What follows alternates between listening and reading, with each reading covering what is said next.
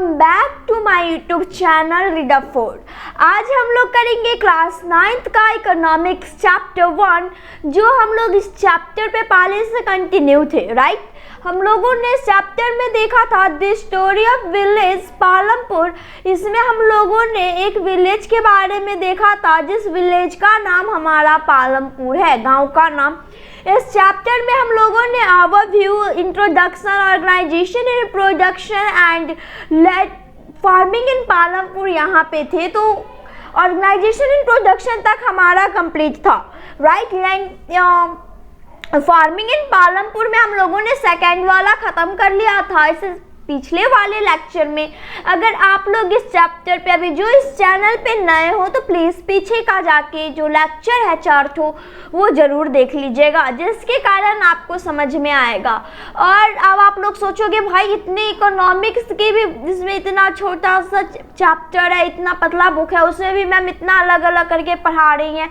तो भाई पहले ही बता दे रही हूँ कि देखो, हर एक टॉपिक को अलग अलग करके पढ़ाने का कुछ मतलब होता है। आप लोग के स्कूल में भी ऐसा नहीं होगा कि एक ही साथ जैसे पूरा बुक पढ़ा दिया जाता होगा, एक एक टॉपिक करके पढ़ाया जाता होगा।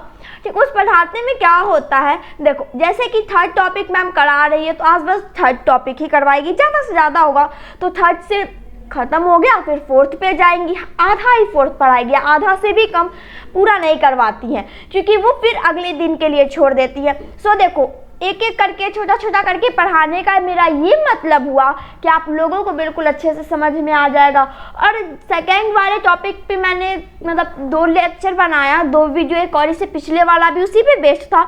वो इसलिए कि इससे पिछले वाले वीडियो में मैंने HYV सेट्स के बारे में ज़्यादा बता दिया था, इसीलिए। अब इस बातों को छोड़ते हैं, अब हम लोग स्टार्ट करते हैं। विल द लैंड सब्सटेंस, अब लैंड जो है हमारा वो काबिल हो चुका है, सब्सटेंस हो चुका है फार्मिंग के लिए या नहीं। स्टार्ट करते हैं। Land being a natural resource, सबको पता है भाई लैंड नेचुरल रिसोर्स है। लैंड को यानी कि जमीन को कोई बना नहीं सकता है। It is necessary to very careful in its use, इसीलिए हम लोगों को इसे ध्यान से यूज करना चाहिए। देखो, जो चीज़ नेचुरली होता है, जो चीज़ आपके पास खास होता है, हम लोग चाहते हैं भाई इसे हम ना बहुत बचा बचा के यूज करेंगे, फालतू का यूज नहीं करेंगे, नहीं तो ये जल्दी ख़त्म हो जाएगा। ऐसा होता है ना, तो लैंड को भी हम लोग अच्छे से मतलब कि केयरफुली, सावधानी से उसको यूज करना चाहिए। Scientific report indicate that the modern farming method have observe the natural resource based. अब देखो, जो मॉडर्न फार्मिंग जो लोग करते हैं, जैसे कि ट्रैक्टर वगैरह से पानी वगैरह डालते हैं, उसमें मोटर वगैरह से, फिर क्या होता है उसमें फर्टिलाइज़र वगैरह डालते हैं, उस सबसे जब साइंटिफिक रीज़न में साइंटिस्ट ने बताया है कि ये क्या है, नेचुरल रिसोर्स को बहुत ज़्यादा ऑब्जर्व कर रही है। जैसे कि वाटर हमारा नेचुरल रिसोर्स है, हम लोग वाटर नहीं बना सकते, तो मैंने बताया था कि HYV सेट्स वाटर बहुत ज़्यादा ऑब्जर्व करती हैं। तो ये क्या है कि ज़्यादा ऑब्जर्व कर रही हैं नेचुरल चीज़ों को। Then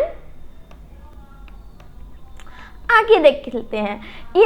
In many areas, green revolution is associated with the loss of soil fertility due to increasing use of chemical fertiliser. अब देखो, बहुत सारे एरिया में ग्रीन रेवोल्यूशन हुआ था। ठीक है, क्यों हुआ था? सॉइल में फर्टिलिटी बनाने के लिए भाई, क्योंकि देखो अब हम लोग क्या चीज़ करते हैं कि सॉइल को पहले क्या था कि सॉइल पहले का बहुत अच्छा था, एकदम अच्छा था, हम लोग उस पर अच्छी फसल भी कर पाते थे। लेकिन HYV से आ जाने के बाद सॉइल क्या होता है, थोड़ा मतलब अजीब हो गया, सॉइल थोड़ा ख़राब हो गया। क्योंकि देखो, अब आप लोग भी ऑब्जर्व करते होंगे कि पहले जब आदमी लाइट में कम रहते थे, ठीक है, तो उनका आँख ज़्यादा तेज़ था, ज़्यादा समय तक रहता था। अब हम लोग जितना लाइट में रहते हैं उतना जल्दी आँख पे असर पड़ता है और उतना जल्दी आँख वगैरह ख़राब होता है। तो यहाँ पे भी यही बोल रहा है कि जो सॉइल है उसमें फर्टिलाइजिटी मतलब लाना पड़ेगा। Also continuous use to ground water for tubeless irrigation reduce the water table below the ground. अब देखो, ग्राउंड के नीचे ही सबको रखना पड़ेगा, जैसे जो भी हमारा इरिगेशन में आ जाता है, जैसे कि ट्यूबवेल्स हो गया, हमारा वाटर ग्राउंड, मतलब ये सारा चीज़ क्या है, बिल्कुल ऑब्जर्व कर लेती है। कौन ऑब्जर्व कर लेते हैं? हमारी अर्थ ऑब्जर्व कर लेती है, HYV सेट्स होता है तो। Environmental resources like soil, fertility and groundwater are built up over many years. अब देखो इन्वायरमेंट रिसोर्स में आ जाता है हमारा सॉइल्स और फर्टिलिटी, हमारा जो ज़मीन होता है, बोलते हैं ना भाई ये फर्टिलाइज ज़मीन है, ये फर्टिलाइज ज़मीन है, इसमें अच्छी फसल होगी, इसमें अच्छी फसल नहीं होगी। हम लोग ऐसा बोलते हैं once distorted it is very difficult to restore them. ये बहुत ही ज़्यादा डिफ़िकल्ट होगा उसको रिस्टोर करना, मीन्स उसे जमा करना। We must take care the environment to ensure future development of agriculture. हम लोगों को क्या है कि फ्यूचर के लिए भी भाई लैंड को बचा के रखना पड़ेगा। वैसे भी अब क्या है कि पॉपुलेशन बढ़ता जा रहा है, तो लोगों को रहने के लिए मतलब अब ऐसा नहीं कि पॉपुलेशन कम होगा, पॉपुलेशन बढ़ेगा ही बढ़ेगा बढ़ेगा। जैसे कि मान लेते हैं कि किसी के, जैसे कि मान लेते हैं कोई आदमी है, ठीक है, उसके 2 बच्चे हैं, ठीक, तो फिर उसके 2 बच्चे हैं तो क्या हो गया, फिर उसके 2 बच्चे हैं, फिर एक को फिर 1 बच्चा हुआ, फिर एक को 2 हुआ, ठीक। तो इसमें क्या हो गया, हमारा पॉपुलेशन बढ़ रहा है या घट रहा है? ऑब्वियसली सी बात है कि पॉपुलेशन हमारा क्या है, वो बढ़ रहा है। पॉपुलेशन बढ़ रहा है तो इसके लिए हम लोगों को क्या चाहिए, पॉपुलेशन बढ़ रहा है तो उसके लिए हम लोगों को चाहिए मीन्स खाने के लिए, खाने उपजाने के लिए लैंड चाहिए, ठीक। ज़मीन पे ही फसल होगी तो उसके लिए भी लैंड चाहिए, रहने के लिए भी घर वगैरह बनाने के लिए लैंड चाहिए। तो हम लोगों को उस लैंड का, जो लैंड हमारे पास है, उस लैंड का अच्छे से उपयोग करना चाहिए, यूज़ करना चाहिए, जिससे फ्यूचर में भी फसल वगैरह अच्छी हो। क्योंकि अब कल का ज़मीन क्या ख़राब होता जा रहा है, सही फसलें नहीं हो पा रही हैं कि इतने सारे हम लोग केमिकल वाला चीज़ यूज़ करते हैं, इसलिए। After reading the following report, newspaper imagines write a letter of agriculture minister in your words telling him how the use of chemical fertilizer can be harmful. अब आप लोगों को बोल रहा है, यहाँ तक आप लोगों ने भाई जो पढ़ा है उसमें आप लोगों को क्या है कि एग्रीकल्चर मिनिस्टर को क्या करना है, एक लेटर लिख के भेजना है कि हम लोगों के लिए केमिकल फर्टिलाइजर हार्मफुल होता है, बहुत ज़्यादा होता है, और कैसे होता है और कैसे फ्यूचर में भी, मतलब अभी हो सकता है, फ्यूचर में भी कैसे बहुत ज़्यादा हार्मफुल हो सकता है, इस पर आपको लेटर लिखना है। After that chemical fertiliser provide mineral which dissolved in water are immediately available to plant. Chemical fertiliser क्या है कि वो पानी में घुल जाता है। अगर आप लोग यूरिया को क्या है, अगर यूरिया जो होता है, हमारा जो खाद होता है, उसे पानी में डालो तो क्या होता है, घुल जाता है, ठीक। अगर आप लोग को बिलीव ना हो तो आप लोग हाथ में भी जब थोड़ा देर उसको रखोगे ना तो घम जाता है। ऐसा होता है ना कि कोई भी चीज़, जैसे कि एक ना मेडिसिन आता है हेमोपैथी का, जो मेडिसिन होता है उसे अगर आप लोग खाओगे भी ना, अगर हाथ में भी रखोगे ना तो धीरे धीरे क्या होता है, घम जाता है पूरा। तो सही हमारा यूरिया वगैरह भी हो गया। बट दीज में नॉट बी रिटर्न इन दी, लेकिन फिर ये अपने ओरिजिनल फॉर्म में नहीं आता है, राइट। अब देखो Palampur village distribution of agriculture land. अब देखो पालमपुर में हर एक चीज़ के लिए मतलब लैंड डिस्ट्रीब्यूट हो गया है। जैसा कि मैंने आप लोगों को बताया था कि जो लैंड हमारे पृथ्वी पे, वहीं पे सब ना ही लैंड रहेगा, लैंड बढ़ेगा नहीं, फिर उसी का डिस्ट्रीब्यूट हो जाएगा। अब आप लोग बताओ कि इधर भाई ज़्यादा लैंड है, ठीक है, इधर ज़्यादा लैंड है, तो ये किसका लैंड हुआ, जो पॉपुलेशन किसका हुआ, जैसे ये लैंड है वो किसका हुआ, जो अमीर लोग हैं उसके ये लैंड हुए। क्योंकि देखो ये लैंड क्या है, ये ज़्यादा बड़ा है। अब आप लोग सोचोगे आप कैसे बता दिए, ये तो सारा एक भी हो सकता है, लेकिन नहीं।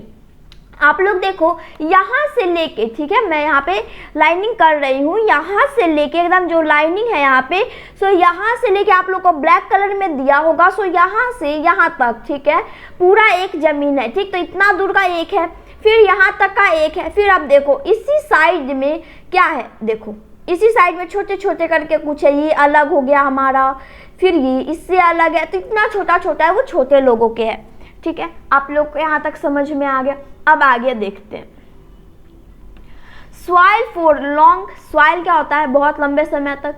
May be escape from the soil and pollute ground, river and lake. Soil क्या होगा, पॉल्यूट हो जाएगा भाई। इतना हम लोग जब यूज करेंगे केमिकल वगैरह तो सॉइल पॉल्यूट हो जाएगा और ये हार्मफुल रिवर और लेक्स वगैरह को करेगा। Chemical fertilizer can also kill bacteria and other microorganism in the soil। Chemical जो होता है हमारा जो फर्टिलाइजर है वो भले ही बैक्टीरिया को मारता है सॉइल में, तब तो हम लोग केमिकल वगैरह डालते हैं कि उसमें अच्छे से, जैसे कि पेस्टिसाइड वगैरह होता है वो सब डालते हैं, यूरिया वगैरह खाद वगैरह सब डालते हैं कि उसमें कीड़े ना लगे, फसल अच्छी हो। तो क्या होता है सॉइल में जो माइक्रो ऑर्गेन्स होते हैं उसे मारते हैं। This means some time after their use the soil will be less fertile than ever before. Source down to the earth New Delhi. अब देखो न्यू दिल्ली में क्या हो रहा है कि सॉइल जो है धीरे धीरे उसका जो मतलब क्या है, सॉइल का धीरे धीरे फर्टिलाइज जो है वो कम हो रहा है। ऐसा हम लोगों को दिल्ली में देखने को मिल रहा है। The consumption of chemical fertilizer in Punjab is highest in the country।